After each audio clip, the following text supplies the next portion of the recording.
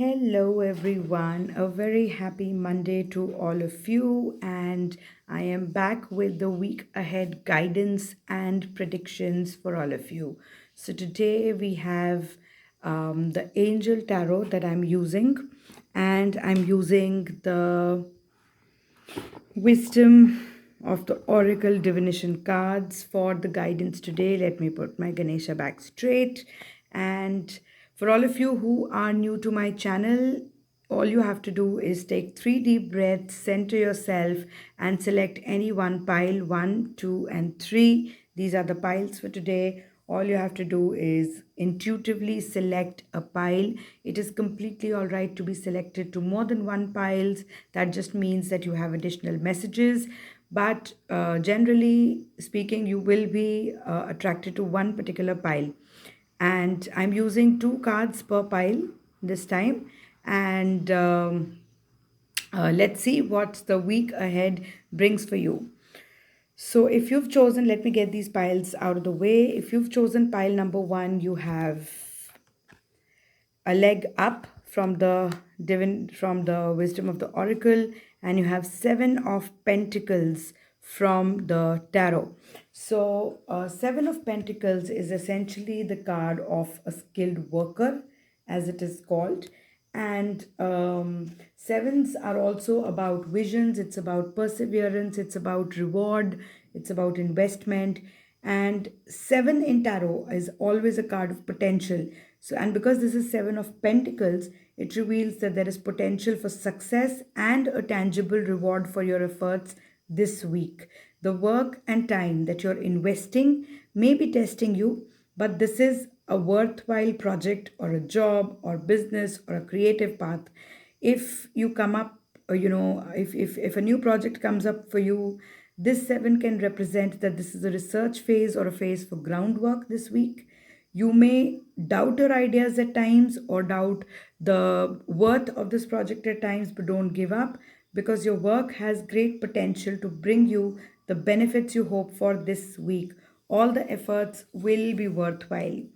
Moving on to the wisdom of the oracle, we have a leg up, which is the card number 34. And this particular, if you look at this card, there is a mother polar bear. Polar bear is the strongest of all species of bears that are out there. So, this is a card of strength with a little baby there. This is also a card of help, of receiving help. So, this week you could receive all the help that you need, but it's very important to delegate the work or delegate the jobs to the right people. This is also a card of interdependence. So, if you're one of those people who believe that they can do all the work by themselves, or you continue to take burdens which do not belong to you, please do not do it this week, because this week is a time where working alone or going alone is no longer an option, and you need to align with the right energies, you need to align with the right people if you want to succeed this particular week. So delegate work, accept help.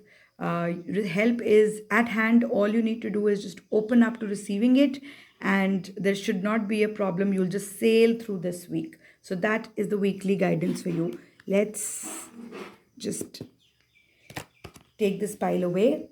And moving on to pile number two. So, all of you who selected pile number two for this week, you have the Hanged Man from the tarot, and you have Chop Wood from the Wisdom of the Oracle. Now, the Hanged Man is essentially the card of waiting it out in tarot. So, if you have been feeling stuck, if you have been feeling like things aren't really moving in a direction or nothing's really happening, then the Hanged Man is the card. This is a week where you can't really do much. So try not to go against the flow. Try not to, make too many efforts, because this is a time of waiting it out. In fact, if you look at the picture, if you look at the card, the Hanged Man, even though he's upside down, he seems to be very comfortable at in that position. So it's all about changing your perception. It's all about struggling with the fact that you're upside down, or relaxing in whichever way you are. So, this is a card of change, of perception, and finding peace with whatever you have. So, this week, try not to struggle, try not to go against the flow, just go with the flow, see how things are, patiently wait this week out, and change your perception towards other people, why they do things, how they do things. And you may see that their viewpoints are as good or as valid as yours. So try not to struggle with anything, or try not to go against authority or how things are working this week. The card from the wisdom of the oracle is the chop wood, and this is a card of being grounded in everyday experience. This is a card of being humble and being modest. This is definitely not a card for the show offs, or uh, blowing your own trumpet this week. So this is the time to lie dormant, pretty much, the same energy.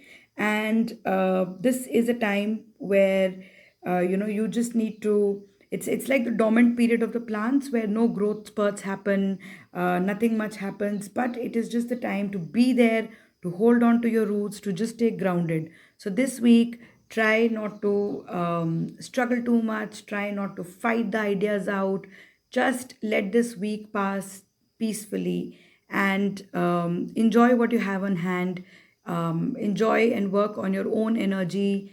No, definitely not a decision, and definitely not a week to make big decisions or big changes or take important actions. So just wait this week out if you've chosen pile number two. Let's get this pile out of the way, and we will move on to pile number three. So all of you who selected pile number three, five of swords, don't go with the keyword here. Let me explain. Don't let it throw you off the track. And pretty much the same energy. Card number 33 from the wisdom of the oracle, chaos and conflict. So if you've chosen card number pile number three, you have five of swords. Now all of you who follow tarot know that five is essentially the number of chaos.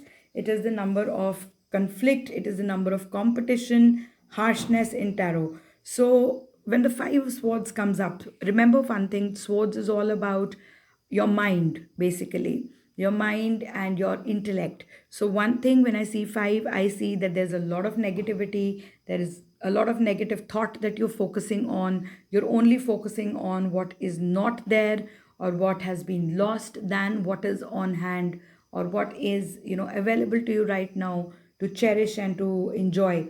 But right now you are in a very negative frame of mind, or this week you could be in a very negative frame of mind, dwelling only on things which are not positive or which did not work out, instead of focusing on what has worked out for you or could work out for you.